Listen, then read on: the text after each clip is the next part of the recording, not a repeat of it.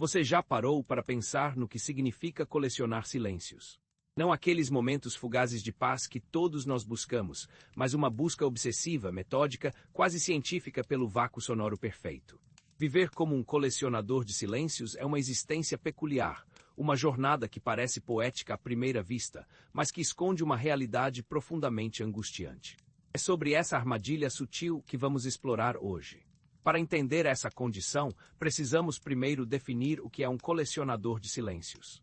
Não se trata de alguém que simplesmente aprecia o sossego.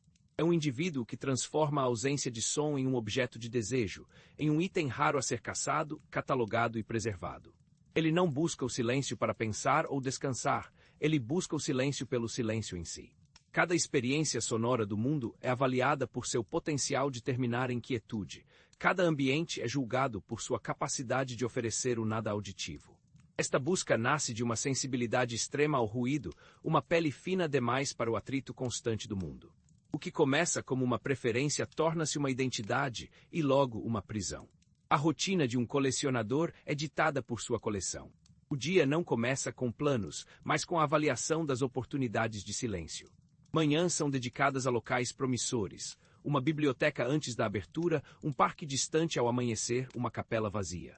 Ele carrega consigo um kit talvez tampões de ouvido de alta fidelidade, um medidor de decibéis, um caderno para anotações. Cada aquisição bem-sucedida, cada minuto de puro e ininterrupto silêncio, é registrada com a precisão de um curador. Um silêncio de biblioteca é diferente de um silêncio de floresta. Um silêncio noturno urbano é distinto de um silêncio de sala anecoica. Eles são categorizados, arquivados na memória. As refeições são solitárias, feitas em horários estranhos para evitar o burburinho dos restaurantes. Os trajetos são calculados para minimizar a exposição ao trânsito e às multidões. A vida social é remarcada, adiada ou simplesmente cancelada se o local do encontro for considerado sonoramente impuro. A existência torna-se uma sucessão de fugas e isolamentos, todos em nome de adicionar mais um valioso espécime à coleção. Mas a pressão para manter e expandir a coleção é enorme. Existe a ansiedade constante da contaminação. Um latido inesperado, uma britadeira iniciando seus trabalhos, a risada alta de uma criança, qualquer coisa pode arruinar um silêncio perfeito, tornando comum corrompido. O colecionador vive em estado de alerta, seus sentidos permanentemente afinados para detectar a mais mínima ameaça sonora. Há também a pressão interna da comparação. Ele conhece, mesmo que virtualmente, outros colecionadores. Sabe daquele que conseguiu 30 minutos de silêncio absoluto em uma caverna, ou daquela que registrou o silêncio peculiar de um deserto após o pôr do sol. Suas próprias aquisições parecem, então, insignificantes, alimentando um ciclo de insatisfação e busca ainda mais frenética. O mundo, é claro, não coopera. A modernidade é barulhenta por natureza. Cidades crescem, novas fontes de ruído surgem e o colecionador se vê encurralado, tendo que se esforçar cada vez mais para encontrar o que deseja, como um garimpeiro em um rio que já não tem mais ouro. Por trás do catálogo impecável, existe um lado invisível e profundamente solitário. O primeiro custo é o dos relacionamentos. Como explicar para um amigo que você não pode encontrá-lo porque o bar que ele sugeriu tem uma acústica terrível? Como construir intimidade com alguém quando qualquer conversa prolongada é vista como um ruído de fundo que impede a apreciação de um silêncio superior? Aos poucos, as pessoas se afastam não por maldade, mas por incompreensão. O colecionador fica sozinho com seus tesouros de quietude. Outro aspecto invisível é a paralisia criativa. O silêncio em doses homeopáticas pode ser fértil, mas quando se torna um fim em si mesmo, ele esgota. Não há atrito de ideias, não há o ruído do acaso que inspira, não há música do improviso da vida. A mente, privada de estímulos externos variados, começa a ecoar seus próprios pensamentos de forma monótona e obsessiva.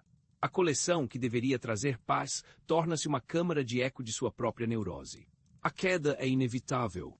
Um dia, o esforço simplesmente não vale mais a pena. Pode ser um evento específico, a perda de um silêncio raro por causa de um acidente banal, ou a constatação de que faltou ao funeral de um ente querido porque o cemitério era muito barulhento. Ou pode ser um desgaste lento, um cansaço acumulado da vigilância constante. O corpo e a mente entram em colapso sob o peso do isolamento autoimposto. A ansiedade se transforma em pânico, a solidão em desespero. O colecionador percebe que, na sua busca pelo silêncio perfeito, ele silenciou a própria vida. Ele colecionou o vazio e agora habita nele. O que restou foram não memórias de experiências, mas anotações de ausências. A coleção, outrora seu maior orgulho, agora se parece com um arquivo de tudo que ele perdeu para obtê-la. E então vem a reflexão final, amarga e esclarecedora. O colecionador percebe que o silêncio absoluto não é um estado natural da vida, mas uma abstração, uma miragem. A vida é feita de som e de silêncio entrelaçados. A beleza está na melodia, não no vácuo entre as notas.